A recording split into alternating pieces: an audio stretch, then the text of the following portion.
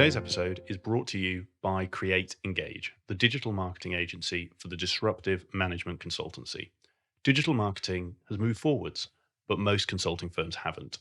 Many consulting firms still see their corporate blog as their sole digital marketing channel and find themselves frustrated when these blogs yield little, if any, results. For those consultancies that understand digital marketing, though, it can be a huge asset and help them achieve rapid business growth. In fact, at Create Engage, we've recently written a case study of one successful consulting firm that used digital marketing to help them grow over 400% in just 3 years.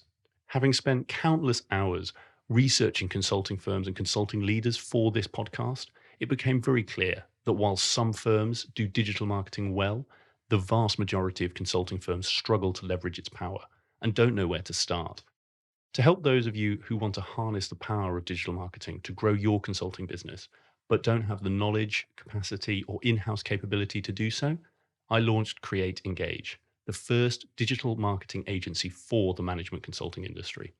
As former consultants ourselves, we understand the challenges that you face when it comes to delivering effective digital marketing that engages prospective clients and generates leads.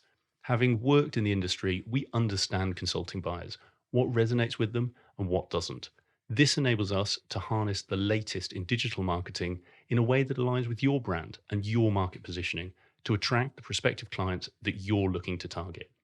We understand that each consultancy is unique and have a range of services to help you shape, implement, and sustain effective digital marketing strategies that deliver results, regardless of where you are on your digital marketing journey. If you would like to find out more about how Create Engage can help you use digital marketing to take your business to the next level, then send me an email at nick@createengage.co.uk or go to our website, createengage.co.uk, where you can download that free case study that breaks down the digital marketing strategies used by one successful consulting firm to help them grow over 400% in just 3 years and gives you the secrets they used so that you can apply them in your own firm. If you want to outpace your competitors and stand out in the crowded consulting market, then get in touch. We'd love to help you grow your business through digital marketing. Hi, and welcome to Climbing Consulting. Today's guest is Charles Vivian, Managing Director and Group Portfolio Lead at North Highland. Charles leads North Highland's UK and Northeastern US practices, a total of $100 million consulting business. While you might be expecting the typical consulting career journey here, Charles has had the complete opposite and has had a hugely varied career that has spanned working for a global consultancy, taking time out to found his own startup, moving back into consultancy at the boutique end, and then working his way up to where he is today at North Highland. Outside of work, Charles has undertaken some phenomenal adventures, and we talk about those today, including climbing Mont Blanc, running the Marathon De Sables, the world's toughest foot race. And in fact, the reason that there was a slight delay on releasing this episode was that straight after our interview, Charles was flying out to trek across the Arctic. Charles's approach to growing a business, growing your career, and enjoying a life were fascinating. And no matter where you are in your journey, there'll be something in here for you. We cover so many interesting topics in this conversation, including Charles's startup journey, what he learned from failing in a startup, and his advice to others thinking of going out on their own. The importance of culture when it comes to building a consulting firm, and how North Highland have created a culture that is both open and supportive, while also welcoming and encouraging challenge from all levels of the firm. The differences and similarities when it comes to working across the UK and the US, and the importance of understanding the culture of the region you're working in, and how Charles fits all of these adventures, like his trip to the Arctic, into his busy schedule, and his advice for others looking to balance work with doing more of the things they enjoy outside of it. I really enjoyed this conversation with Charles. His unique perspective, having worked across such a broad range of businesses, gave some fantastic insights, and I know you will get a lot from this conversation. So, without further ado, please enjoy my conversation with Charles Vivian. Hi, Charles. Welcome to the show. Morning, Nick. Thanks for having me. Well, thank you for having me to your office today. And I always like when I get recommendations from former guests for people I should speak to. So for my listeners' benefit, my former guest, Jo Miles, I asked her, who should I speak to? And you were the name at the top of her list. So okay, thank you, Jo. Really looking forward to this. And I know from our conversations, you actually know a few of my guests. So that might come out through our conversation today. Now, normally I start on the consulting side and we will get to it quickly, but you just said, and I want to find out about it, and I stopped myself before the interview, you're flying to the Arctic tomorrow. And we will dive in later to hobbies and outside of work, but what's that all about? As my wife says, it's my third midlife crisis. So flying up into the Arctic Circle tomorrow, we are doing a 120-kilometer trek across something called the Finnmarksvidda Plateau. So right up in the Arctic Circle, sleeping out under tents, so -20 to -40. 6 of us doing it. We aspire to get to the North Pole in a couple of years' time. So this is a training expedition. This time tomorrow, I will be in the middle of nowhere. So that sounds amazing. And last year I had one goal, which was to climb Snowdon, and that pales in comparison. How long are you going for? So we go tomorrow, we're back a week's time. So we're out trekking for 5 to 6 days, So I'm going to ask about actually how you set up for a trip like that. And like I said to you before we started, we'll dive into different bits. But in our industry, and I think in all corporate life now, particularly with phones and just email being ever present, many people, I think, rely too much on it and almost let it come into their lives too fast. So, people work on evenings, weekends. It's one thing going on holiday and maybe setting your out of office and checking your emails a couple of times. It's another going to the Arctic, and I assume you can't even take a phone. How, if at all, have you had to prepare for that trip to be able to go completely off the grid, given your role, for that week's time? Yeah, I mean, it's probably easier than people imagine. So I've delegated a lot of what I do to other people. Just been doing that now, actually, before you came in. So being clear about the governance cycles we run next week, who covers what, where key decisions go to. We've looked at what might come up that might need some support. I've got a good team here, so that's covered. And actually, I'm really looking forward to not being contactable. The slightly disappointing thing is there is a fair chance there'll be a mobile signal where we go. Really? The bigger issue is because of the cold, the battery on your phone dies very quickly. Yeah. So you actually sandwich your phone between 2 hand warmers to keep the battery life up. I met a friend for lunch on Monday who's just climbed Everest. And he said right up until the edge of the death zone, he had a mobile signal from China Mobile. So there's very few places you can go that you can get away from it. So, that's how I'm set up.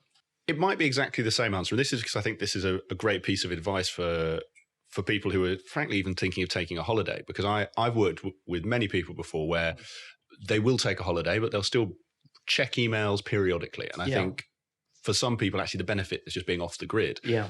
From colleagues, because I'm sure colleagues have asked you about it, is there any difference at your level as managing director versus someone who is more junior in the firm?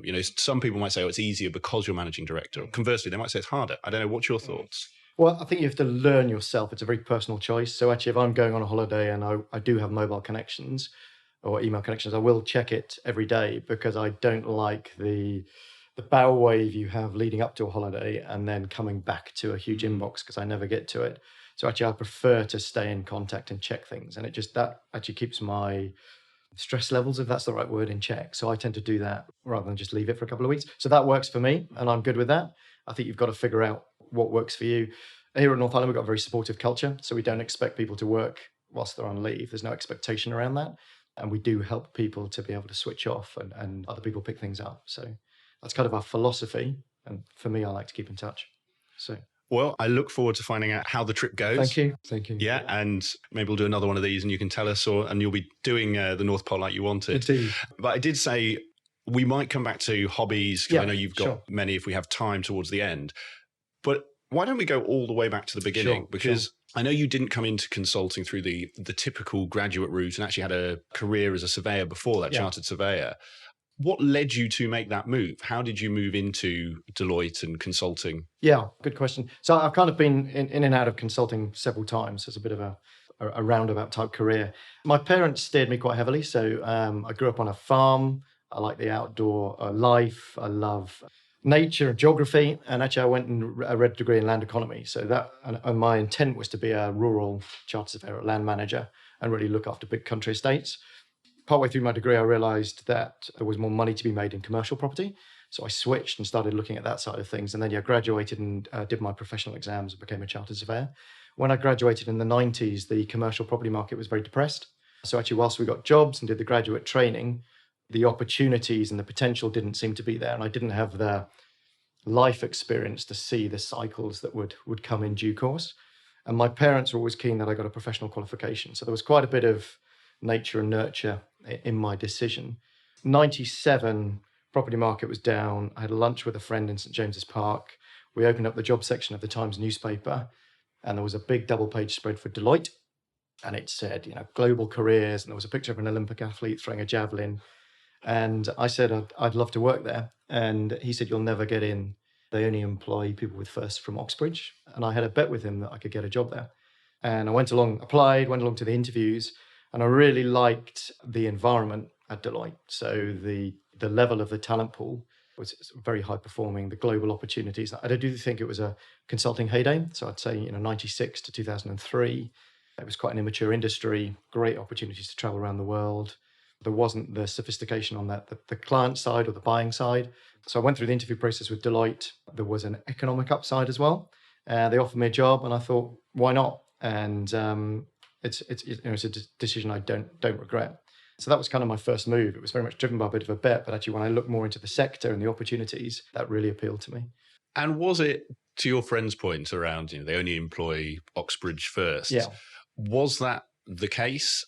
And if so, how did you, coming from you were in your career so far, manage to break the mold, if you like, and get in there? There was probably more of a blend there than I anticipated. Actually, some of your other guests had worked there as well. That's how I know them, and they're not from that background. So there was a more of a blend of backgrounds when I arrived than I anticipated. So that was good. And I think the one thing I took from my time in surveying was it taught me very high professional standards. So it being a very traditional and old school profession, it taught you about excellence in your deliverables and your outputs to clients and how to advise clients. So I had a set of core skills that stood me in really good stead when I went there. So it was less hard to fit in than I expected. Just before I go on to actually place you there and some of the skills within that, what was the bet and what did you get? What did you win? It was a lunch. Oh, very nice. So, no, it was good. It was good. I tell the story because your careers sometimes happen on purpose and sometimes happen by chance. And for me, that's an example of sort of chance, and it was a good thing. So. And where did you, help me here, what level did you join Deloitte? Yeah, good question. So Deloitte had analyst and consultant were the bottom two levels. Typically, a consultant had 2 years experience, and I went in as a consultant, and I'd done 4 years as a chartered surveyor. And then, progressed quite quickly because consulting market was booming. So it actually felt like you were getting promoted every year. So progression was quite rapid. But it felt like the right level to go. And I didn't feel like I was a graduate. I had some experience, but consulting is a distinct skill, and I had to learn that. So it felt good. And did you have any tensions or questions? And the reason I ask that is, with other guests I've spoken to, and you, like you say, former guests like Don Morehouse, I know you know very well. But I think especially at the junior stages of your career, there can be a concern about taking a step back. And I've said before, I don't know if I would have taken a step backwards at certain stages in my career. And obviously, that's backwards to go forwards. But did you have any concerns at the time around that? And if so, how did you make yourself comfortable that this wasn't a backward step, this was an investment for the future? Yeah, at the time, because hindsight's one thing, but at the time, I was doubling my salary. So it felt, in that regard, like a big step forward. There was the opportunity to, as I say, play in what I thought was a bigger and better talent pool that would grow and develop me. The client base interested me, and there was global travel. So it absolutely felt like a step forward in terms of opportunity. Probably felt like a slightly sideways move in terms of level, but I wasn't worried about that. And I think as long as you make those decisions consciously and it might feel like a backwards or sideways step, but the purpose in doing that and where it might take you, I think that's good. I don't think you can do it reluctantly or with regret, because I think that would be a sort of a negative mindset to take into it. So I think be conscious, be positive, and realize why you're doing it and where it's going to take you. So yes, and have courage. So we may come back to your time at Deloitte, because I'm conscious we have a limited amount of time, and that we have tons to pack in. Sure. And that might be something we come back to, that climbing, because you mentioned you climb very quickly. I'm keen to almost go to the other end of the Deloitte Yeah. story. And actually, you left Deloitte and you ended up founding a startup, Zogix, which we'll talk about. It would be great to understand more about that career decision point. What was it that led you to leave Deloitte? Where did you go? What did you do in that intervening period? Yes, that was a big decision. Whilst at Deloitte, I'd spent a lot of time working with clients on their own startups, so doing a lot of work with corporate startups, so Vodafone, Mannesmann, to name a few. And I really enjoyed building something that had an impact and an impact that might outlast you. And I particularly enjoyed doing the product side of that. And I was doing a piece of work in Bracknell with two colleagues who were actually the guys that I then founded Zogix with. Okay. And every day we'd drive up and down the M3 and we'd discuss and debate this business we were going to build. And the more time we spent on this project, our thoughts crystallized. And then it came to the point where we said, right, are we going to do this or we're not going to do it? Mm-hmm. And in fact, all my key career points, both moving out of surveying and leaving Deloitte, my father has been my biggest counsel. And, in this case, I rang him up and he said, well, you've got nothing to lose. Something you've always wanted to do. Now is a good time to do it. It was pre-family. My wife was working, so I had limited responsibilities. So it was a relatively easy decision to make at that point in time. I knew I loved building things. I knew it was an itch I wanted to scratch. So actually, it was a big decision, but it felt like a relatively easy, straightforward, and obvious decision. To that point around, it was an easy decision, but it was still a decision to make. Yeah. In that conversation with your father, I'm imagining you putting together a sort of for and against. What were some of those arguments you were making for both sides? What were those challenges that you wanted your father's counsel on to give you that final reassurance that you were making the right move? I think there's a little bit about downside and safety net. So if this all goes wrong, what have you got to lose? So I'm lucky I've got a supportive family. As I said, my wife was working; she was a chartered surveyor as well. We didn't have any dependents. So there was a little bit about, well, I can do this for a period of time. And if it doesn't work out or goes wrong, worst case scenario, I might lose some money, a bit of time in my career, on a career ladder, but I'm gaining an invaluable experience. And actually, if we talk about the back end of my startup, that experience has allowed me to get to where I am today. And without it, I wouldn't have. So there's a bit about the experience I was gaining that I saw as an upside. There was something tangible about, I might not make millions and be able to retire, but I was gaining an experience that would have value to me at some point in my career. So there's a bit of balancing those things. What's the worst that could happen, and what will I get out of it, as a minimum? So I've kind of looked at those sides of things. Those are probably the big things. And thinking now where you are or the journey since then, because I'm sure people have come to you and said, I'm thinking you're doing something similar. What's your thoughts? Are those the key questions and key advice you give them, or are there any other areas or any other concerns that you find people commonly coming to you with that you have to counsel them on? Yeah, I'm quite a dangerous person to be around, because if someone comes to me and says, I want to go and start my own business, I will say, absolutely go for it. So so I'm a big risk taker, and I calculated risk, but I'm a big risk taker. And my instant reaction will be, great, go for it. And then we'll talk a little bit more about the detail of it. And I think what I frequently do, the week, so as we will talk about, my business failed. And actually it was a pretty acrimonious ending, and I lost my life savings, and it was an emotional low point for me as well. But one thing I did the week it all wrapped up was I wrote down my lessons learned, and there's 70 lessons learned from that startup. And I share that with anyone that comes to me and says they're thinking of starting a business. And it's very raw, but it gets the absolute essence of trust, relationships, product, customers, fun, and it talks a little bit about the cycle they'll go through. So quite often I'll share that with them and say, have a read, let's have a chat, and make sure you're ready for this. And the thing about starting your own business is the highs are off the chart. So you don't experience that working for someone else, but the lows are also off the chart. You don't experience that working for someone else. So you've got to prepare yourself for that roller coaster. And when you do step out, yes, you have co-founders and you have boards to help you, but you don't have that support and safety net that you get in employment. And if others aren't driving, if you're not driving the business, it's rare that others are doing it for you. So the accountability that comes with it it's significant and massive. It's exhilarating, but it's also a big weight to carry. So I talk to them about, this is what happened to me. This is my story. It may not be the same for you, but beware some of these things might be. So make sure you're ready for that. So I usually just talk to them about that but encourage them to do it. I'm a big believer in, you only live once, so seizing your dreams and going for it.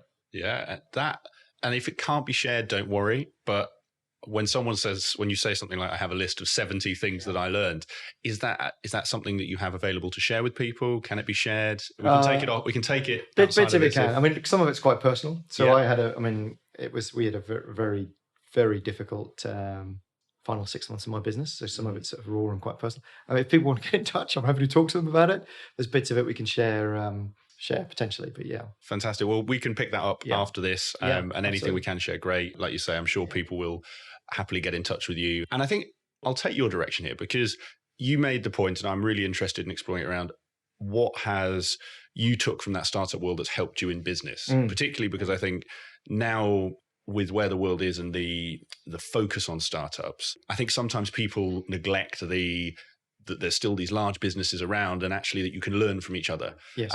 Now, what I want to get your take on is, do we go there first, or do we go to your point, the end, and actually how you moved back into consulting? I think, the two things are probably linked, actually. So okay.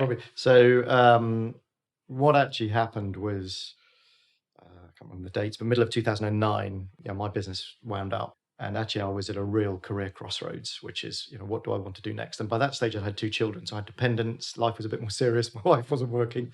So I knew I had to get back into something. But actually, I didn't know what I wanted to do. And, as I said, I was emotionally rock bottom.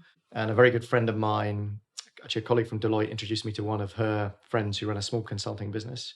And he gave me a 4-day-a-week, 6-month contracting opportunity at Richmond Borough Council. So I'd work 4 days a week. I lived the other side of Richmond Park. I'd run home from Richmond Borough Council, and it allowed me to contemplate what I really wanted to do. So, I'm eternally grateful for that opportunity. And then out of the blue, I got a call, and I thought I wanted to go into industry. So actually, I thought I was done with consulting, because I always felt that consulting is one step away from the coalface. Till you've run your own business, it's very different to being a consultant. Until you've run your own business, you've owned that P&L. That's very different to how it feels to be a consultant. And I thought, well, I want to do more of that. I enjoyed that pressure. And then I got a call out of the blue from the founder CEO of a company called Quedis, which is what North Highland has now become, a gentleman called Paramjit Upal. And he rang me and said, I hear you don't know me. You may have heard of my business. I hear you're in the market. Love to have a chat with you. And I thought, well, nothing ventured, nothing gained. And I met him. And actually, from the first moment I met him, I knew I was going to come and work here.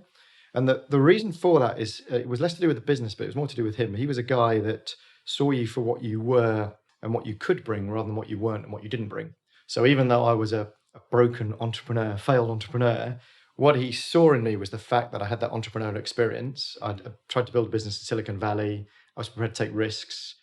And he saw that, he could see the place for that in his business, and he valued that in me. And that was incredibly powerful. And what I actually did was ended up joining Quedis to lead something called inorganic growth, which was starting other businesses around their core consulting business to help them diversify. So it really played to the experience and strengths that I had. So it was a perfect fit. So that's it kind of answers both of your questions. Yeah, and gives me plenty of things to dive into as well. I think let's actually start with, as much as you're happy to talk about that, a bit more into that leaving the business point, because I've said on previous episodes, and if not, it's not secret that I had an attempt at launching an estate agency business. Never launched an estate agency business. There's a reason there's millions of them. It's a bloody hard job. And it didn't get anywhere near as far as Zogix did. But I do remember that period afterwards where you have those doubts, you have those questions, those concerns. Yeah. And to your point, you, and probably very similarly, you leave consulting, and then there is a question, do I go back? Yes. Do you remember, particularly around that period, and it can be as long or as short as it was for you, any of maybe the questions you asked, maybe the counsel you sought from family and friends, or resources, whatever it was that helped you to come to that landing and sort of get out the other side, if you like? I'm trying to think back. I mean, I think, as I said, I had a couple of choices. So I'd had this dialogue with Quedis and Paramjit. The friend that had helped me get on my feet was looking to scale his business, and I had the opportunity of going into that with him. I didn't quite have the appetite to do another startup at that stage. I had a few other conversations going on. I also needed to provide some stability for my family and for my own well-being. So I had to make a decision. And I don't know if I'm going to answer your question very well here, but I mean, there were some basics, which is it allowed me to have a stable income. So in my startup for 4 years, I'd drawn very little money from it. So there was a financial consideration. I probably didn't come into Quedis thinking I'd still be here. It's a good opportunity. Let's give it a go for a couple of years and see where it takes me. So it was as much about taking a step forward. And I think there come points in your career when you have to recognize what you are and what you do have and what you aren't and what you don't have. So what I mean by that was my experience in that point in time was primarily of being in professional services. So and that allowed me to have credibility and command a certain level of earning. So sometimes you have to start at a point, you have to start trading on what you do have as skills and experience. There was no way I could go and be a doctor or a teacher at that point in time. So there was a little bit about I'd made my bed in my career and I had to lie on it. So it was a little bit about that as well. The opportunity obviously combined the best of both things, so professional services and being entrepreneurial in quite an early stage company. So I kind of felt like a confluence decision, which allowed me to play to my strengths and be in an environment that would work for me. I don't know if that answers your question, Nick. Well, I think it does, and we can come back to other bits as we go on. But it raises another question, and listeners of mine will know this is something I do often. It's one question leads to another, and it's almost back to the conversation we're having about your advice to entrepreneurs, because as you've described it, Quedis was still a new business. There was still some risk for you. You'd obviously come from running Zogix, which was a complete startup. And in that time, you'd had a family.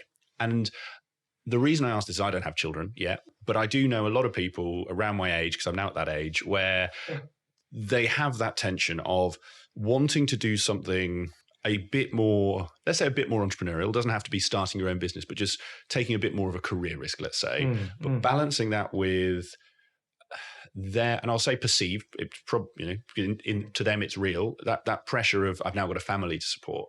What, if any, bearing did that have on your decision, and how did you manage that pressure? I guess, is it a pressure, or is that just the same as any other pressure you might have? I think, the big thing was it wasn't just my kids; it was my wife, really, which is a startup where you've done it. It puts not just a lot of pressure on you, but if it's a successful story and a successful journey, then it's a brilliant thing. I know what Don went through, for example. It takes a lot. It puts a lot of pressure on you and those around you. And actually, it also felt a bit unreasonable to put my wife as well as my children through that again at that point in time. And personally, I also knew that I needed a bit of a bit of breathing space. I needed a bit of stability. I needed a support environment around me in terms of an employer and a firm. So it didn't feel like it felt like a straightforward decision in terms of what I needed. So I think that was it. Again, don't know if I'm getting to the nub of your question, but well, if we take it to more of the others, so to your point around people come to you and you give them these 70, your list of 70. What, if anything, changes on that list if the person coming to you doesn't really matter on age, but has no dependents, has a partner earning, versus if they come to you and they do have kids? Yeah. I'm going to talk to them about. My kids are a bit older now, and I've gathered a bit of experience on my life, and with again, you share that, so one knows what happens as your kids get older, and you have the decisions to make around provision of the right home environment. You have decisions around schooling and education. There's also the other thing, the other parents and the support they need. So you can share the perspective on life stages that can only come from having lived through them. So you're able to give them those perspectives. Everyone's circumstances are different. I have to support myself and my family. I don't have other sources of funding. And so I think you just have to talk through your story authentically, and they can decide what to take from that and what to leave and relate it to their personal circumstances. And that's probably the best you can do. So that's kind of the way I approach it. But I do encourage people not to be timid. So I'd say, some of these things will work themselves out. Life happens. But I do encourage people to make decisions and be bold. That's probably my guiding yardstick. Brilliant. Well, I think let's move, because I think you covered the what you learn question to a certain extent, and then to the Quedis piece. In fact, on that, because I think it might bring us nicely on to where you've gone and how you've taken your career here. Yeah. Paramjit, you mentioned the way he approached the conversation with you was very much about what you do have as opposed to what you don't. And part of this, for anyone who's running a consulting firm or interviewing anyone, trying to get them to join, it's a hugely competitive market out there. What was it about Pramjit and the way he approached you, that conversation, that opportunity, that stuck with you? What was it that you took from the way he was that you think, you thought that was so effective, I will emulate that, or I want to see that in other consultants around me? Well, I think it was that he made you feel valued, and he made you feel that you had something that was of value. And I think on the back of my startup, my self-esteem was probably pretty low. So that really played to me at that point in time. There's a great phrase from, I think it's Brent Hoberman, who was one of the founders of lastminute.com with Martha Lane Fox. And he said, to be a successful entrepreneur, you need outrageous ambition and unyielding optimism. And I'd say that's what I saw in Pramjit. He is a positive, we can do it type of guy, rather than a negative, we can't do it. He sees that came through as well. So, you believed in him, you believed in what he was trying to do. He's able to paint a very exciting story of the journey we're about to go on. And for me, that was very compelling. And there was something, him and the broader Quedis environment, there was something that felt very comfortable for me from a values perspective and from a cultural perspective. And I just felt like I would fit in and I could add to it. So it felt very natural at the time. Are you able to put your finger on what it was that made you feel comfortable about from a cultural perspective there? Yeah, I'm into culture and values. So I think I'm a massive believer, particularly coming out of my startup, trust and integrity, two of my core values. And in part of the interview process with Quedis, I actually asked Pramjit if I could meet all the leadership team and whether I could look at the books. And he opened all of that up to me. So I got a feeling for who I'd be working with and the financial sustainability of the business, which was very important to me based on where I'd come from. So that came through in droves. And then something I do, and I encourage others to do, is if you're interviewing somewhere, it's to walk down through the floors of the office building and just absorb the atmosphere and the environment and the culture. So I asked to do that as well. I went to one of the Quedis parties and I went and sat in the office, and it was the energy, enthusiasm, and the mission and purpose that I felt coming through, which was, at that stage, the mantra was changing the way the world feels about consulting. And it was this drive to do things differently and be different. And for me, it was very compelling. Some really great advice there on how to assess a firm, because I think they're not that common. I think particularly things like walking through the office. And I know Dom's mentioned in his interview, over a year ago now, which amazes me, around speaking to the leadership. But to your point, asking to see the books, and I guess just asking what you need to be comfortable, which is something I think people so often fail to do in the interview process. Well, my approach as an interview is a two-way thing. So there's no point in trying to sell to someone to get them in if they're then not going to be successful. So as a professional services leader, that can set your business back. You fill a seat and you waste time with an individual. They're not successful, you're not successful. So I believe if you're interviewing someone, it's two-way. You split the time. It's as much about them fully understanding what they're getting themselves into as you trying to attract them. And then if I'm interviewing here, I always walk them around the office and I point out the good things and I point out some of the gaps or the challenges that they might feel. So I'm very purposeful about doing that. And then what I find is that gives people a greater chance of success when they land and they come in with no false expectations. And thinking about that from the candidate side, what is it that you look for? Maybe you ask that's slightly less orthodox. I doubt you asked to walk around their house, but is there anything like when you were going in, you asked for these things that may be slightly uncommon? Is there anything that candidates get from when they're applying to North Highland that's slightly different? In terms of questions from me in the interview process, or? I'll let you take it. So So why don't we take it there? We'll start there. Well, it's probably two things really. One, so actually going to the other point, I always encourage people to meet a cross section in our business. So if we're interviewing someone, I'll say, right, you might be meeting one of the executives for a first or second round interview, but then we also get some of our academy members, which are our grads, to potentially meet that person. So that's it. And I'm not sure every firm does that. So that's looking at cultural fit, but it's also giving the candidate an understanding of the type of talent we have and the type of talent we don't have. And it gives them a good feel for our culture and our environment. We're a very flat structure, non-hierarchical, healthy disrespect for hierarchy. We do a lot of upward mentoring. We do a lot of upward challenge. So it's important that somebody picks that up. If they come in and they try to assert positional authority and they don't take others with them, then this isn't the place for them. So we try and bring that out in the interview process. I don't think it's unorthodox, but the thing I'm very interested in interviews is understanding the personal side of someone. So you get all the career stuff through the CV. You can talk about what they've done, what they've achieved, but I love to learn about more about them as a person. So hobbies, interests, and particularly aspirations and dreams. So I talk broadly about what do you want for the next 3, 5, 10 years from both your career and your life, and trying to understand how that fits in. So there's quite a lot of dialogue around that side of things. I want to pick up on because as I promised, we will come back to hobbies.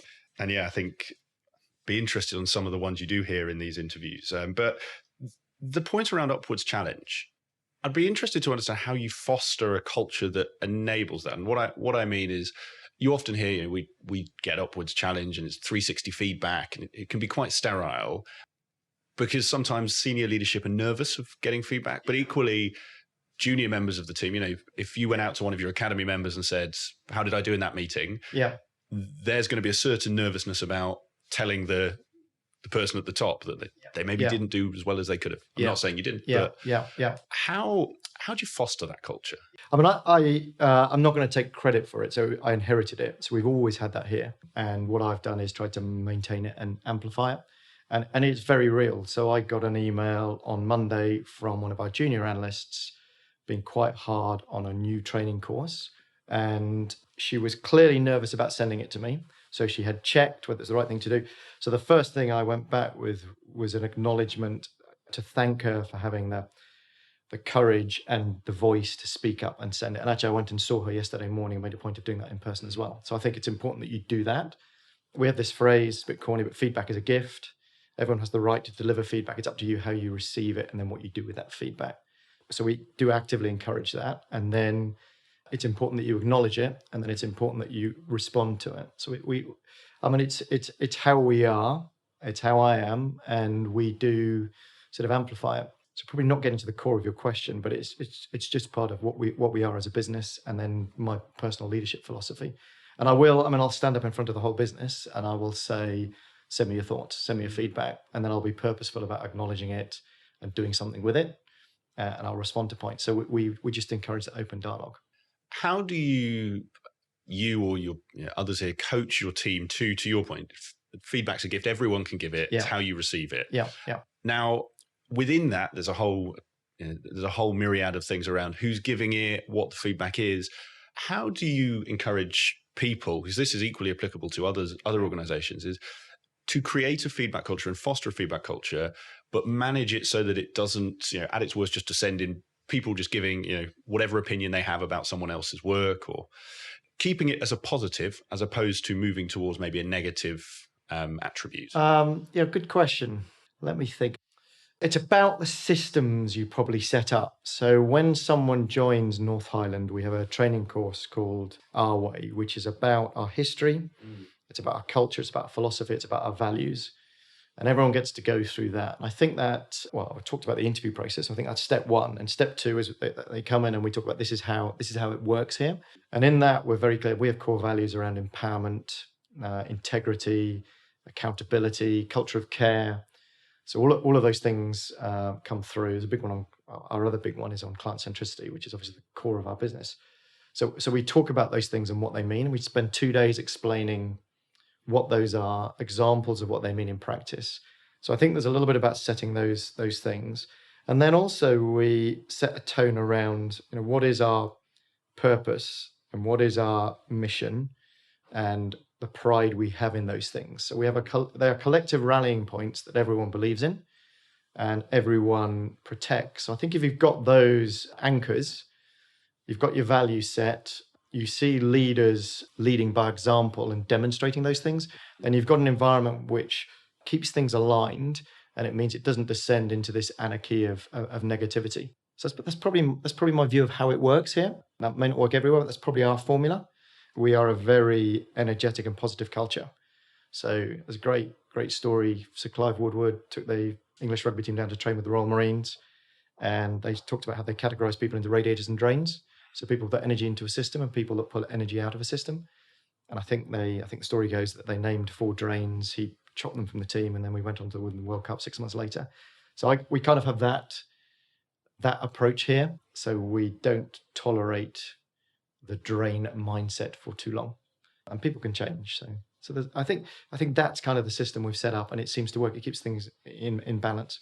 And you mentioned around the junior analyst. Yeah. My understanding, and tell me if my research is completely off here, is you have a very young workforce, a highly millennial workforce, if you wanted to use the sort of in vogue phrases. And given that culture, to your point, as I understand it, it's endured from Quedis. Yep. So time frame over the sort of early 2000s to here, do you find, and take it as that feedback point or take it more culturally, do you find there is a difference in this generation, or is that something that is overplayed?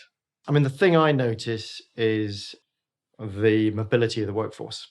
So I think I was probably at the end of a generation. So I think my father's generation was probably career for life, employer for life. I was probably career for life, but change employers potentially.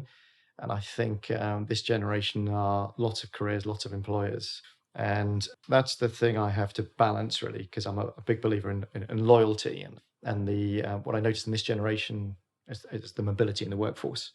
And I think that is a challenge for our industry to manage. So in professional services, you have to invest quite a lot we're constantly investing in people to help them develop and grow. And how do you sort of almost get the ROI on that investment if a person is only with you for 3 to 5 years? Mm-hmm. And even when I was at Deloitte in the 90s, attrition is 25%. So effectively below partner, your workforce is churning every 3 to 4 years. And I think that's more pronounced than acute now. So how do you balance that and build a sustainable business that grows and get a return on your investment? And I think that is a challenge that comes with that generation for today's business leaders. How do you respond to that? How do you create a business that enables you to get the employee to get their value, you to get your return on investment, and give them the best experience for 2, 3, 4 years they're with you? Yeah, I mean, we look at sort of distinct career chapters. So we sort of say classically there's different chapters in our firm. It's actually 3 to 4 year cycles. So we look at it on that basis. We are very focused on our high potential, high performers and how do we retain them and keep them in the business for a bit longer. And the other thing we've done to balance it so the millennials understand what they're getting from us is, my crude understanding, and I'm no expert, is millennials are very focused on skill acquisition. My generation was more about getting the professional stamp. And so we've broken down a lot of things that were traditionally a level up into the skills you will acquire. So classic in consulting, PMO roles, people don't often want to do that. But actually, if you break that down to the next level, the skills you acquire by doing a PMO role are stakeholder management, planning, risk management, communication skills. So we look at things at that level now and talk about all the skills you'll acquire through us, through a period of your career that will help you either here or elsewhere in your career. And we found that's an effective way of both attracting and retaining and motivating that generation. So that's a bit of a shift. Yeah, I really like that. And particularly the example you give, because in my early days, I did 9 months of a PMO role. Well done. And, would I look back and say it was the most exciting role? Absolutely not. But is it the one that taught me the most transferable skills? Yeah. Actually, yes. It almost, in what you're saying, and if I've inferred wrong, tell me, but it almost feels like there's an element of having to sell that opportunity more than maybe you, to your point, you used to have to the previous generation. Yeah, I mean, we're also, back to my point about recruitment, we're very transparent in the hiring process about what we offer and what we don't offer. So I think that comes back to trust, integrity, transparency, all of those things. That's how we operate. And I think there's if you sell a dream and they come in and that's not the reality, you're always going to have a conflict. So we're not for everyone, but we are for a certain set of people. And I think if you're clear about your proposition, then you get people in that understand what they're getting themselves into. And then once they're in, you need to sell. So it is what you promised and committed to deliver. So yeah, I don't like to oversell things, but I believe it's about setting expectations right up front, so you don't have that challenge as you go. To that point around the sort of 3-4 year paradigm and the feedback point as well, is there a shift on the employee side or the team member side where, I guess, I imagine conversations I had with I I knew them as advisors, but your Yeah. career mentor, Yeah. let's say, Yeah. in your firm, and your goal was always to make partner until it wasn't. Yeah. Yeah. Yeah. Do you do you find that now people are coming in much more openly saying, look, I want to do 3 or 4 years here, do the best for you, and then move on? And if so, how do you manage that? Is that a different conversation to manage? Or Yeah, I'm not so full transparency. Most of my interviewing is done at the senior levels in our business. So we have a team that does a lot of the grad recruitment. So I probably don't hear what you're saying directly. I definitely don't hear people coming in and saying, this is the last job I want, or I'm here for life. And I did hear some of that when I was at Deloitte. So I'm not, I think the dialogue has changed a little bit. And I think it's, I don't think that's a secret. I think we recognize that, and the people coming in recognize that, and that's a good place to be. so I want to, and as I said, we'll dive in and out of things. And I think that was a really interesting topic to dive into. I want to pull us back to your points in that career journey and your story, and go back to talk about how you got to where you are today, because we've got to you joining Quedis. Sure. Could you just tell me a bit about the intervening period? And Sure. So I've done. I've been here nearly 10 years, and I've done a bunch of roles. So everything from sort of client executive on some of our biggest accounts, running industry sectors, launching new businesses, running all of our propositions, go-to-market propositions. And then 2013, 2015, I launched a business in the US for North Highland. And then after that, I was asked to run our UK business. So I was the managing director of UK business. And then now I run the UK business in the eastern seaboard of the US. So, and when I say run that, I have responsibility for all our client business, so revenue, gross margin, and also I'd say the health of the offices that I cover. So New York, Philadelphia, a bit of Charlotte, a bit of Atlanta, London. So it's quite a big and rounded job. So it's a great opportunity.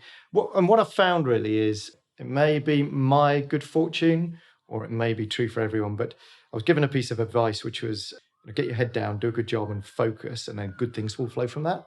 So I always think of my career as being quite accidental, and I wouldn't say I'm particularly ambitious, but good things have happened as a result of doing a good job and applying myself. I describe myself as a paranoid business leader.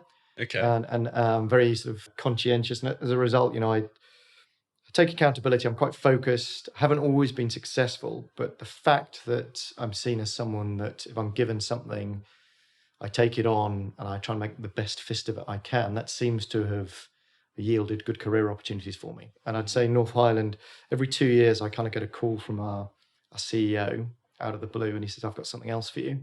And it's sort of the next career step. So I've been very, very fortunate to get that. And that's taken me to where I am today. There's a lot of bits in there I want to pick up on, but I realized I missed, and it's a critical bit because it talks to your story and decision making around cultural fit, particularly as we obviously talked about Quedis. We inferred, but Quedis was acquired by North Highland. Correct. Yeah. Now, I'm interested for yourself, and only because I've talked to other guests where smaller businesses have been acquired by larger consultancies. Yes. Yeah. Yeah. And I'd be really interested, and it might be that there wasn't any for you or for the team, but on the concerns or questions you had around that cultural fit, because you've gone from a startup to a small, nimble business to joining what some might consider more of a larger business, larger corporate business. Yeah. Was there any tension, and how did you work through that? Yeah. I mean, we could spend a day talking about that in its own right. A few pointers, really. It always amazes me how bad consultancies are eating their own dog food. So we advise clients on M&A activity. We talk about how you need to protect the value in the bits of the businesses coming together. We talk about the change management. We sell that to our clients for hundreds of thousands of pounds, but we didn't do that to ourselves. And I see that in other businesses. I was at Deloitte when they merged with the remnants of Anderson, and that was a train wreck. There was a few bits in our dynamic here. So we were acquired in 2012. It looked like a good marriage because actually North Highland's philosophy was they were a similar sized business, sort of scaled in the US. They wanted to change the way the world thought about consulting. We had the same value sets. So on the surface of things, it looked good. I think the big things we underestimated. There's a huge difference between a consultancy in the US and a consultancy in the UK. Massive cultural differences, and even within the US, there's cultural differences. How so? I'll give you an example. So when I launched one of our managed services businesses in the US in 2013, what I found is I could have a pitch deck to sell managed services, and I'd have to deliver the same slides differently in New York to Atlanta, so the South, to the West Coast. And there's an etiquette and a protocol in BD meetings that if you get it wrong, you miss the mark. So I still remember when I'd done a pitch in New York and Atlanta, and I'd be quite sort of aggressive and forthright. And you know, in the Northeast, you can shoot straight. There's no pretense. In the South, there's always a bit of a hidden agenda. So a lot of passive aggressive behavior. On the West Coast, I went in and I was very sharp and aggressive. And the guy just put his hands behind his head, sat back in his chair and started laughing at me. And he said, "You've been on the East Coast, haven't you?" And I said, "Well, how can you tell?" He said, "We don't do things like that here." And actually, he wanted some humor. He wanted a much more personal dialogue before we got into it. And actually, we closed that, and we didn't close the stuff on the East Coast. So I learned, simple lessons like that, and also business is done differently over there. So simple things like they sell in billable hours, not billable days, which is the UK market. So you've got different commercial. The labour laws are different. So you can hire and fire at 2 weeks' notice over there. It's very transactional. So you can, if you sell a piece of work, you can almost hire your team to deliver that piece of work, whereas obviously lead times in the UK are a lot longer. So the different markets, and then market entry is different. So if you want to build a consulting business in the UK, the way you do that is different to how you launch in the US. And I've seen firms try and fail to do it either way. So there's a lot of differences. And that's really interesting because I know a number of businesses who are, I know UK going across, and there are a number within that who find it very challenging. Yeah. What are those key, you've talked about that cultural side and some of those, I guess, legislative sides.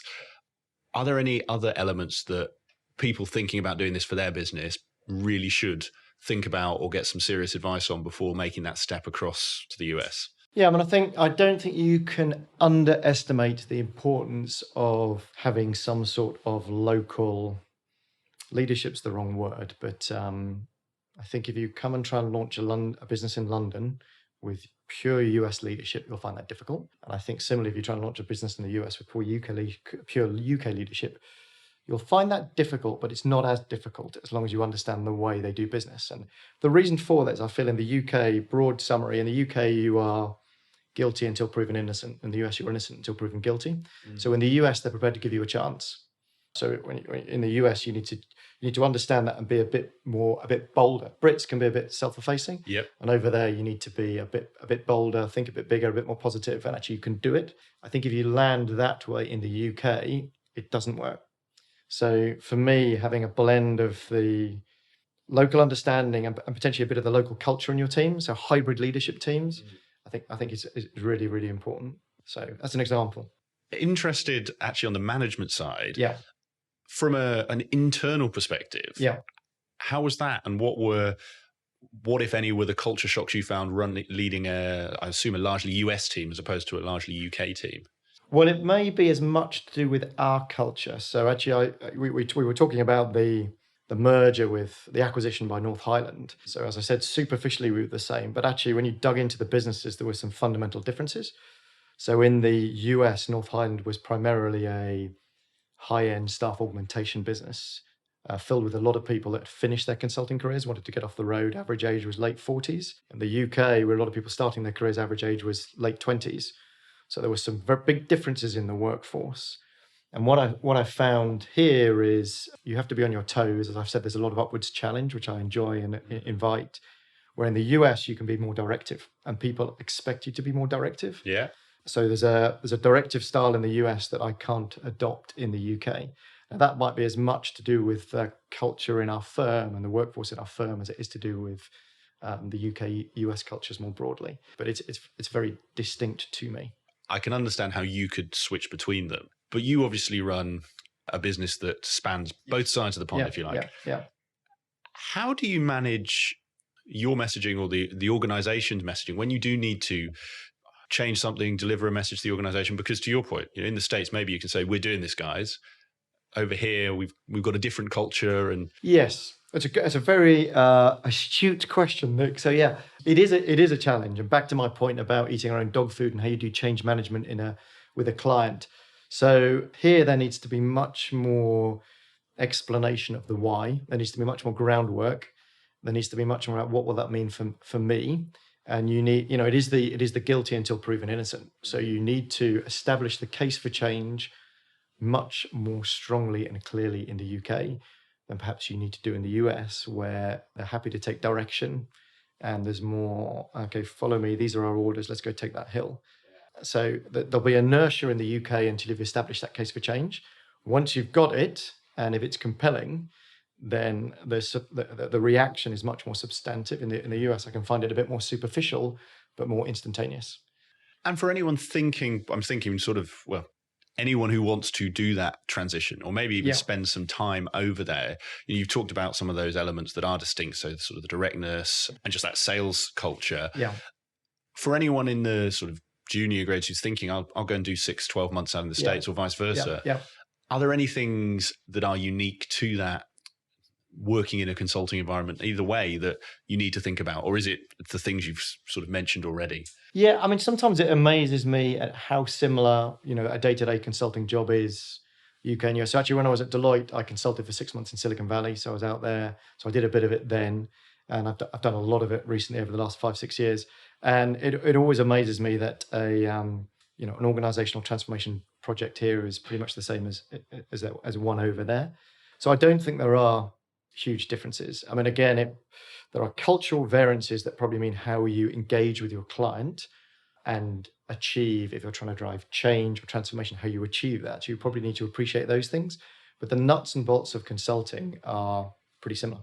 I want to bring us back to you. You made the point around you're a pragmatic business leader and you've always followed the view that if you work hard, you do a good job, you'll get ahead.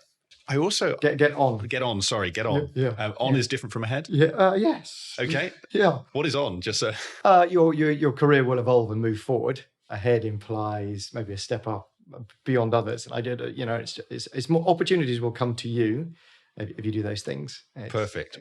Well, let's use on. Okay. I'm interested in to your point, sort of pragmatic, and you made the point you like to make sure everything's right. Yeah. But then earlier you also said you're a big risk taker. Yeah. And you've also come from that entrepreneurial environment where you've had the experience of being able to change things quickly, do what make a decision one day, change it another. Yeah.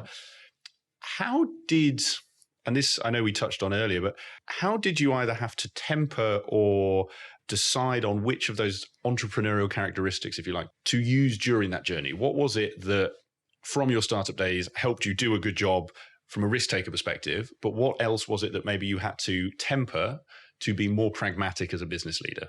Yes, good question. I mean, I think my colleagues will attest to this. Probably, I can be quite fast and loose in the way I operate. Okay. And that might be as simple as complying with some of our corporate rules and operational administration.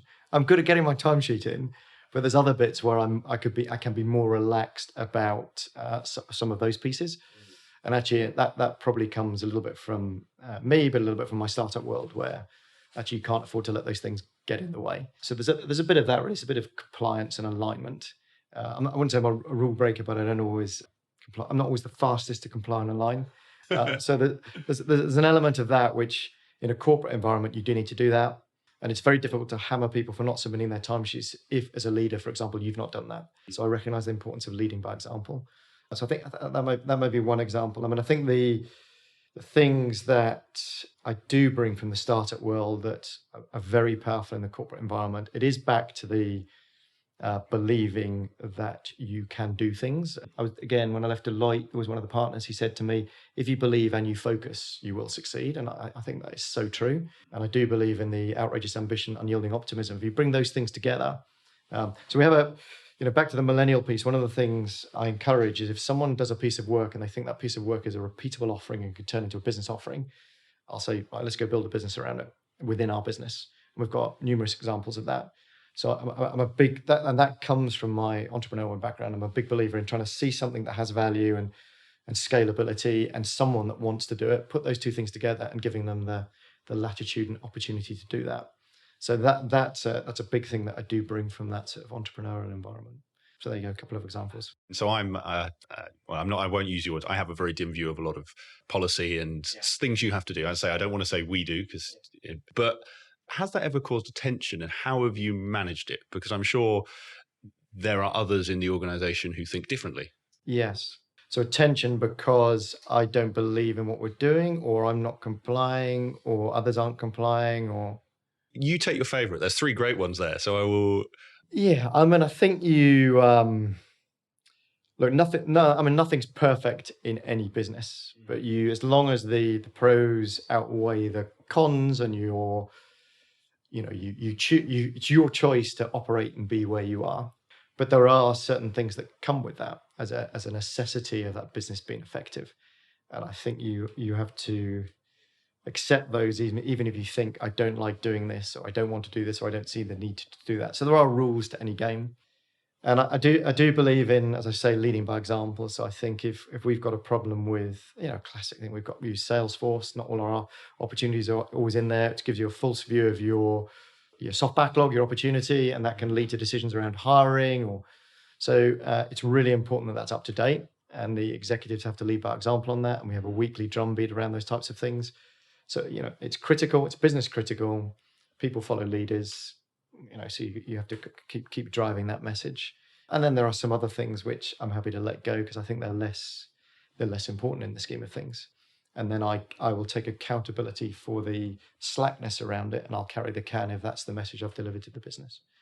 And how do you foster, because you made the point around within that, you encourage team members where if they've sold something repeatable, let's build a practice. Yeah. How do you encourage and develop that culture of entrepreneurialism, but in a way, to your point, in a way that is consistent with the firm's values and consistent with the way the firm wants to operate? Yeah. I'm going to get philosophical on you. Go for it. So my auntie Christine, she's 80. So about 30 years ago, we were sort of musing on life, and I was sort of saying, well, how does life happen? How does it all pan out? And she gave me a piece of advice, which was, Charles, go out and write your own history. And sort of that mantra, write your own history, I've got a post-it above my desk. And I love that concept of being able to write your own story. And it's up to you to do that. Nobody's stopping you from doing that. You determine that. And I believe as leaders, you write chapters in your organization's story. And your organization's story will outlive you if you're successful. It may not if you're not successful. So when I took over London leadership, I wanted to write a chapter and have a legacy for me and my leadership team. So we created a new vision for the business, which was to create over 4 years a period of truly remarkable personal and professional growth for everyone in the business. So we wanted to create this experience that was the benchmark for them personally and professionally for the rest of their lives and careers. And it was something that I enjoyed at Deloitte for a couple of years under a leader called David Owen. I knew the power and value of that as something I aspired to do. And to give us a guiding mantra, we stole from Sir Edmund Hillary. So when he came off Everest, he had this phrase. He was asked the question about, have you always been an extraordinary man? And he said, people don't decide to be extraordinary. They decide to do extraordinary things. And you'll see it as you come into our office on the wall, it says, daring to do the extraordinary. So to your question, our guiding mantra as a leadership team was, we are daring to do the extraordinary, which meant taking risks and pushing yourselves collectively and individually and being bold and being brilliant in those things. And not being afraid to make mistakes, but don't make the same mistake twice. So learn as you go. And we were so deliberate about executing on that, or we have been. So we started a new business here called Sparks Grove. We allowed 15 people to go off on sabbaticals and funded it, which is the personal growth. We sent people off to do MBAs. There are 25 people in 2017 that I gave huge stretch roles to in the business to try and grow them professionally. So it was a very purposeful and overt philosophy. So that's how we've driven what you spoke about. And did that, because what you've described there sounds very bold. Yeah. Were there any tensions within the broader corporate structure that London was doing something so different or so new? If so, how did you have to manage that to enable it to happen? Yes, there were, but we're a commercial business and results speak for themselves. So along with that vision and the people-focused agenda, we grew significantly as a business and we grew profitability more than revenue. And those results give you a platform to stand on to continue to do what you want to do. If we hadn't had that, it would have been harder. But yeah, we've had significant double-digit growth for the last 3 years. We've doubled the size of the business over the last 4.5 years. And that's irrefutable, and that enables you to push your agenda. coming to yourself then, because I really liked your auntie's advice around writing your own history and your metaphor around the chapters. Yeah. From a personal career perspective, or just a personal life perspective, how do you approach that? Do you plan these chapters? Do you plan that book, or is it more organic? Interesting. So I think, as I said to you earlier, so my career's been quite accidental, and I say my life is as well a little bit, and I'm good with that. I'm quite comfortable with that. I like the unexpected, and as I say, I'm happy to take the risks. I sort of study life. I was fortunate enough to go to Harvard Business School a couple of years ago to do a leading professional services firm course, and the last 2 days of it were all about life stages. And they spoke about, in your business, the life stages people will be going through. And one of the things I'm enjoying at the moment is working with the people who are in the life stage ahead of me, their legacy phase in their 50s, and their careers are their careers are moving into a different stage. There's quite often a lot going on in the home life in terms of kids leaving home, and observing that and helping them go through that. And that's my next life stage. So trying to figure out what that might mean for me. So I do a lot of sort of that. So whilst my career in life is quite accidental, I try to learn from others that are particularly, ahead of me, and say, well, what does that feel like? What do you have to deal with? What are the questions you ask yourself? And I enjoy that. Actually, I find it fascinating. And we're very purposeful. There are 4 generations in the workforce at the moment. I'm very purposeful about trying to tune into their different agendas and trying to enable what they're trying to achieve, and perhaps struggling with both personally and professionally. So it's one of the things I look at. And I guess to your point around your career has been a series of fortuitous accidents. Yeah, I like that. I assume there's an accident is something happens. To your point around feedback, anyone can give, but it's about what you do when you receive. Correct. So if you take the same with the accident, stuff happens, but it's what you decide to do with it and how you take it forwards. Yeah. Have there been, particularly with your journey with Quedis and North Highland, any of those inflection points, or what questions have you asked yourself when, to your point, your boss has called you up and said, right, Charles, I've got another role for you over here. Yeah. How have you decided, or what questions have you asked that yourself or others to ensure it's the right role for you? Yeah. I mean, what I do know is I've kind of got wanderlust. So I like to try different things and grow. I love the feeling of being stretched and sort of learning and growing, and almost the fear of the unknown and taking on something that you don't know how to do. So that exhilarates me. I like having an adrenaline buzz, and if I get too comfortable, that doesn't work for me. So generally, when I get one of those calls, even before he's told me what it is, I know I'm likely to be up for it, because that's what I like doing. So that's part of it. I think, again, it's back to the philosophy at the outset, which is, what's the downside? What have I got to lose? And what will I gain from this as a minimum that's going to allow me to go forward? And I've got a big thing at the moment that I'm grappling with, which is the scale of my business leadership role, UK, US, the time zones, the travel, the number of people, the revenue, the margin, the clients. It's taking me away from serving clients and running my little client portfolio that I have at the moment, which is my own client group. And my philosophy about consulting is you should always have your clients, and that's where it happens. But I'm struggling to do either well. So I've got a decision to make about where my focus should be. I've got to make that decision in March. And the way I'm weighing that up is, if I do course A, what will I get from that? If I do course B, what will I get from that? And what's the downside? So I'm going through that process at the moment. That hits on an interesting point, actually, around that leadership growth, because through the journey we've talked about, you've gone from a startup of a few of you to where you are now, managing a business with people on both sides of the Atlantic. From your experience, or now those underneath you, what have been those biggest step changes as a business leader? So, for example, you hear sometimes people say it's going from 10 people to 100 people. Or what were those biggest inflection points where you thought, right, I have to step up my game, I have to shift? Yeah, great question, and they are really pronounced. So I think one was when I was first given my opportunity to run quite a significant business unit, UK and US, so starting to operate internationally, and I realized that requires a whole set of different commitments and communication, and you're not in the office with everyone, your team's not in one place, so that was a big one for me. And then when I was first asked to take on the London office and run this as a business, I hadn't really been trained to do that. and it meant managing and leading some people that were senior to me. So it was quite a difficult thing. But I sort of took it on 1 week, and then the following week, the market crashed and our bench spiked. And I suddenly realized that was on my shoulders. And I wouldn't say I understood fully how our business worked and what levers to pull. And what I did was I grabbed a couple of people here. We set up a room and we decomposed the business around the walls of the room, and we learned how it worked. And over 6 weeks, we dug ourselves out of that hole. And then we've been on this incredible growth journey ever since. And for me, that was one of my biggest growth points. And I felt I had sleepless nights, and I was waking up in the night sweating, thinking, well, this is on me. It's not on anyone else. I own this. And for me, that pressure really drove performance in me and a depth of thinking in me that had a huge impact on the business, and luckily worked out well. So it's those sort of pressure cooker environments that tend to get a response.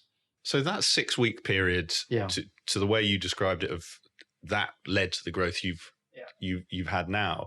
What was that? You say deconstruct it, but actually, how did you approach that? And what at a sort of fundamentals level, if you like, were the conclusions that led you to be able to achieve this growth? Yeah, I mean, we went back to basics. So actually, a professional services business is pretty simple. So you need clients, you need a product to sell to your clients. In fact, that was the biggest learning I had from my startup. Is any business is just about product and customers.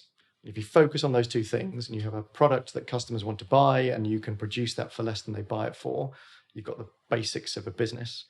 So I went back to basics and tried to understand exactly what product we had. So what were the skills we had, what were the offerings we had. I then looked at our client base. I looked at the match between those two things. I learned a lot about buying cycles. I looked a lot at conversion rates and pipeline velocity. So I tried to look at as many leading indicators as I could. So, what do I need to have in a pipeline of opportunities 3 months out to make sure I'm delivering my revenue today? And then I looked at collecting cash and invoicing and how we were doing those types of things. So really the basics of what's our product, what's the market buying, how do we make sure we're originating enough of that opportunity early enough to make sure I can keep our people busy. And we plotted all that out, and we started marrying it up, and then we built a governance structure around it to drive that effectively. And it still exists today. In fact, I'll show you on the way out. It still exists today in terms of we've got an operation center, and we run the business from that. I'm excited to see it. Yeah. Because I think that, and I don't think we're going to have time to dig in too much, but what I understand from what you've just highlighted is a real focus on that sales side of the business. Yeah. Because I think I speak to a lot of consulting firms, and there's somewhere sales is still seen as a bit dirty. Yeah, absolutely opposite here. So we learned, my predecessor, a gentleman called Tony Ducey, there's many good things he did, but probably his biggest legacy was he turned us from a business, himself and a guy called Ben Grinnell, they turned us from a business that had a dependence on 5 or 6 people for selling to every single person in the business. So we've got over 300 salespeople, and even our analysts want to sell, and it's really powerful. And then we run it very tightly. So every week, Monday afternoon, I do a sales meeting, and I know exactly 3 to 6 months out what my pipeline looks like based on velocity and conversion rates. I've now got 4 years of data. I know exactly what revenue that is going to manifest and when. And that gives me enough time to be able to put the pedal down from a sales perspective or ease up because we've got too much demand and can't surface it. So we're able to do that now. Fantastic. And I just want to check, when you said 300 salespeople, you're talking your consulting team are salespeople as well? I'd say every client service person we have is a salesperson. Sells. So these are there. That's, we are 300 consulting people in London. Yeah. All of them sell. How do you build that foundation? And the reason I ask is that for quite a few firms, sales is seen as a sort of senior task. So, you get to a certain level, and how do you build that in? And I think particularly help those who maybe have come from environments where they weren't seen as salespeople, or they don't see themselves as salespeople. Yeah. So again, my philosophy is everyone has something of value to someone else. So our sales model is based on relationships and expertise. Most people can either build a relationship or have a piece of expertise or insight that has value. And we have a team-based sales environment. So the way we're incentivized is to sell in teams. So what you will say to... What is that? Sorry, I've not heard that before. So what that will mean is you're never selling on your own. So an example would be an analyst that comes in from university, goes out, they'll be working on a client environment, they'll be working with clients, they'll be building a relationship with that client. So we'll expect them to maintain that relationship and listen to what the client has to say. And if the client says, oh, we've got a problem over here with this piece of digital work, they'll bring in the expert from our firm for that conversation. So that's kind of the relationship type activity that anyone can do. Alternatively, we may hire a technology graduate who has a lot of experience in agile delivery or coding or data analytics. So they've got some expertise from their degree that they can share with a client in a conversation that might lead to opportunities. So we believe that everyone has something on either side of that equation that can lead to opportunities. And the expectation isn't that they'll close £1 million deal on their own. It's the expectation, in fact, the overt expectation is that they'll bring in others to work with them to help shape and close opportunities. And it's really powerful.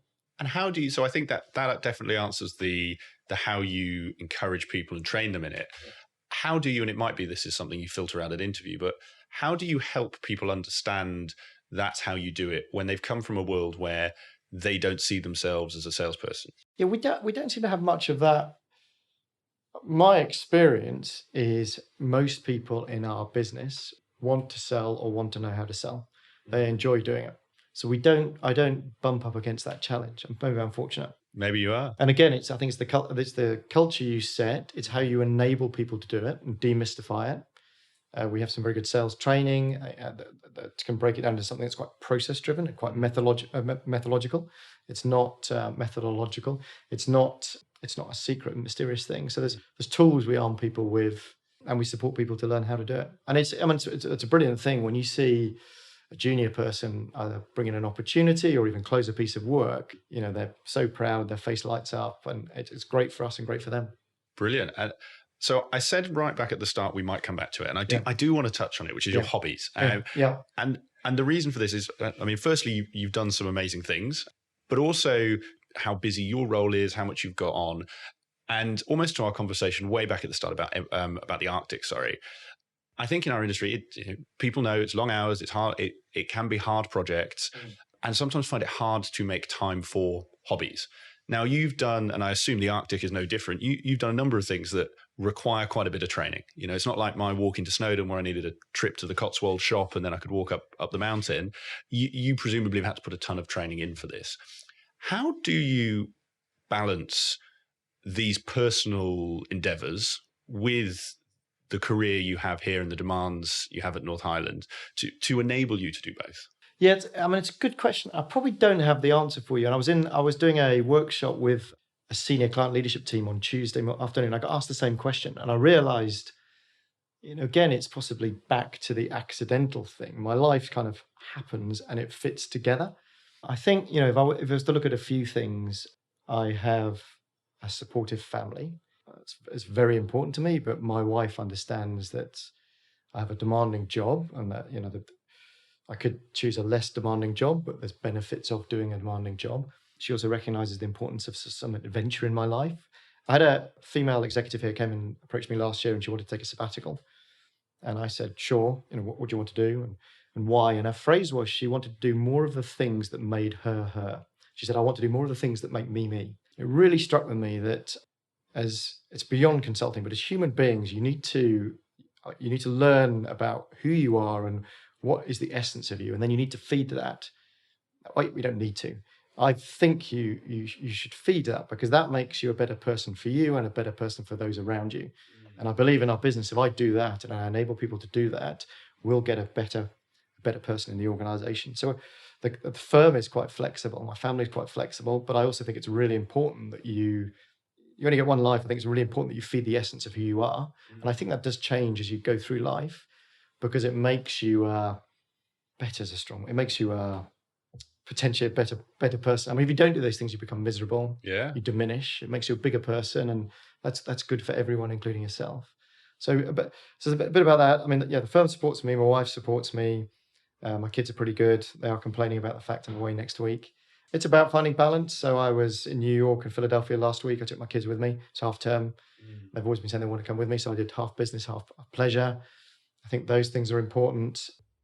And it isn't forever. So I think that's the other thing is having perspective on, you won't have the opportunity to operate at this pace of career forever, and you won't be able to do that.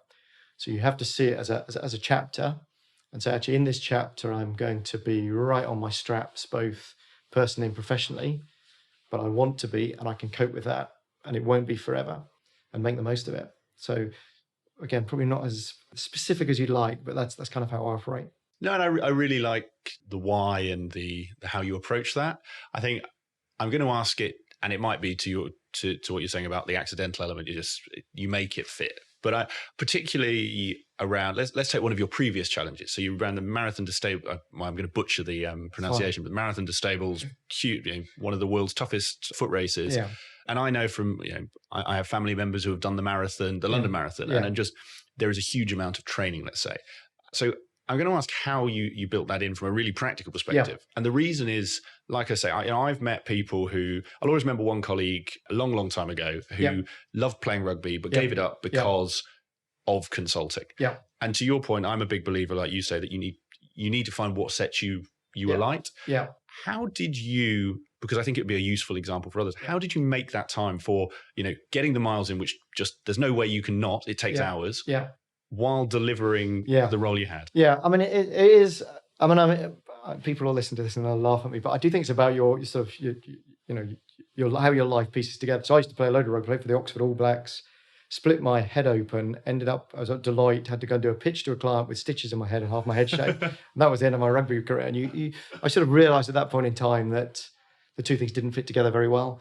Marathon Des Sables, I was working at Deloitte. I was program managing Europe's largest telecommunications procurement. It's a massive project based in Bath. The hotel we were staying in was 12 miles from the client site. So quite simply, I ran to and from the client site every day, and it worked perfectly. And I think you have to look at how the pieces fit together. And when my kids were young, actually, I had them while I was doing my startup, so I had more time at home, which was good. But I couldn't bring up young children, do big adventures, run a business. And you have to decide on how you're going to prioritize your time. And then things, perhaps my kids are getting older now, so I have a bit more time and I'm able to train a bit more and do some other things.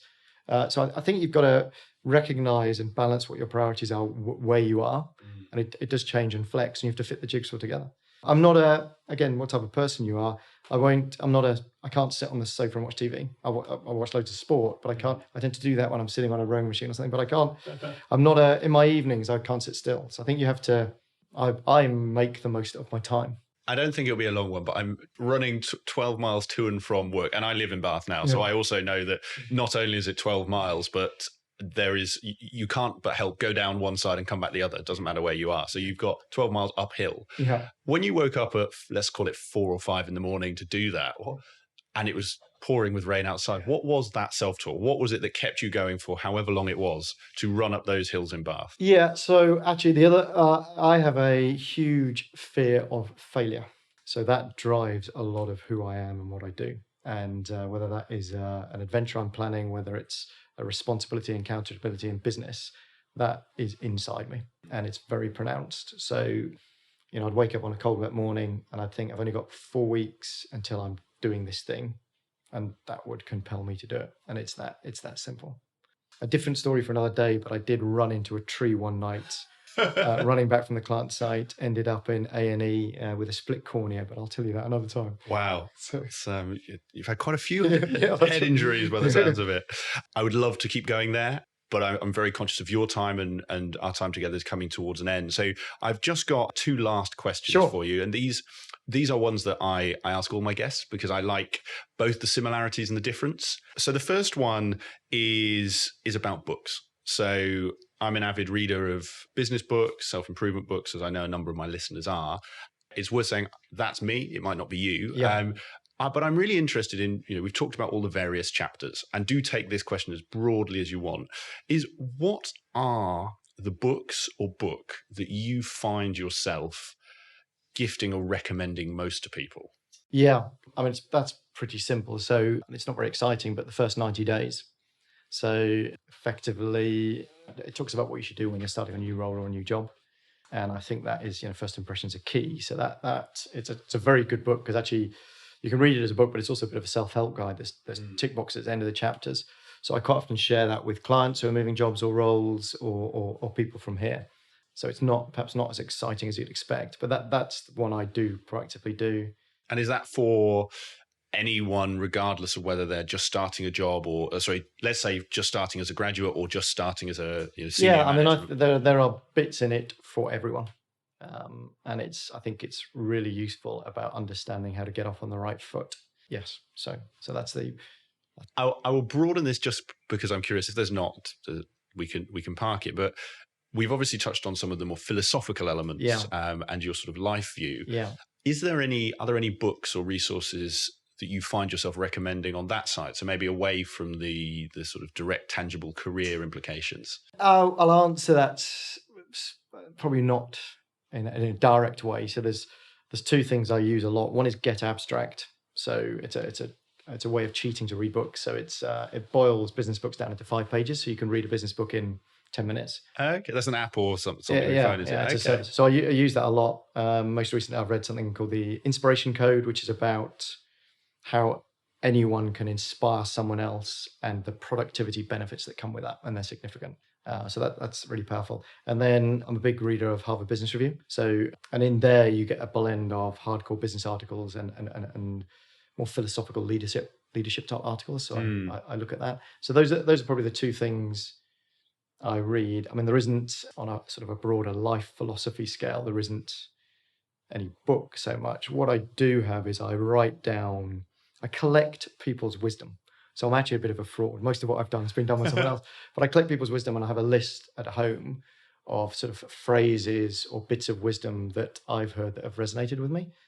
And I use that as a reference point. So it's like my aunties, go out and write your own history, create your own history.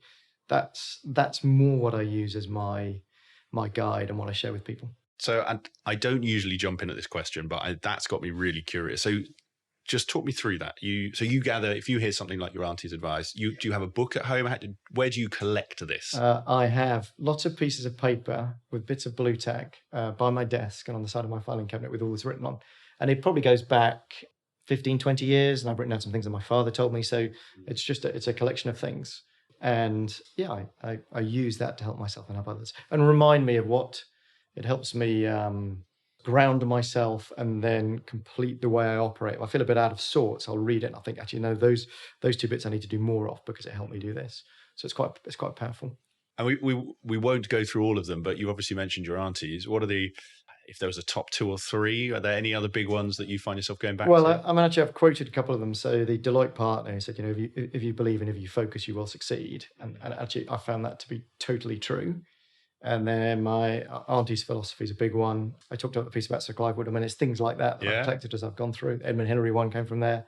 So there's bits and pieces out there. Fantastic. Well, maybe on our tour back to the ops room, we can pop by your desk. I'd love to see that. And so the very last question, and this is as much a chance for you to recap on what we've talked about as it is to give something new or something different if you want to. And that is, it's a 3-parter. You have 3 people in front of you, and you can give one piece of advice to each. Those 3 people are different chapters in their lives. And broadly, and this is my parlance, so adjust it for yourself if it works better, is one of them is just starting their career. So they may be either leaving university or just starting in your academy, let's say. The second one I would call I would know as a manager level from your time at Deloitte. So 6 to 8 years in. And then the final one is somebody who's approaching what I would commonly know as partner. So somebody who's approaching that equity position or that senior leadership position where they're making, I guess, more of a commitment to that route. And the question is very simply, what one piece of advice would you give to each of them? Yeah, this is going to make me sound very old school. So with the first person, so that person may be starting out on their career, I often think about the advice I'll give to my children. So they're 12 and 9, so a bit earlier in life. But I do believe in the value of getting a base set of skills, transferable skills, or a professional qualification. And I think it's back to my experience. And I always think that there's value, and this is going to sound dreadfully old school, but you look at the number of CEOs in the FTSE 250 that have trained as accountants. And I think particularly if you want to be a business leader, understanding the commercial and financial side of a business, I think that's really important. So it will sound boring, but if my kids said to me, I would recommend, I'd advise my kids, if they said, what do you want, what should I do? I would possibly go and say, train as an accountant, and then use that as a base skill. So not a surveyor. It sounds dreadfully dull, but I think there's something in trying to acquire a base set of skills and some experience and expertise that probably has some value and could be a foundation for you.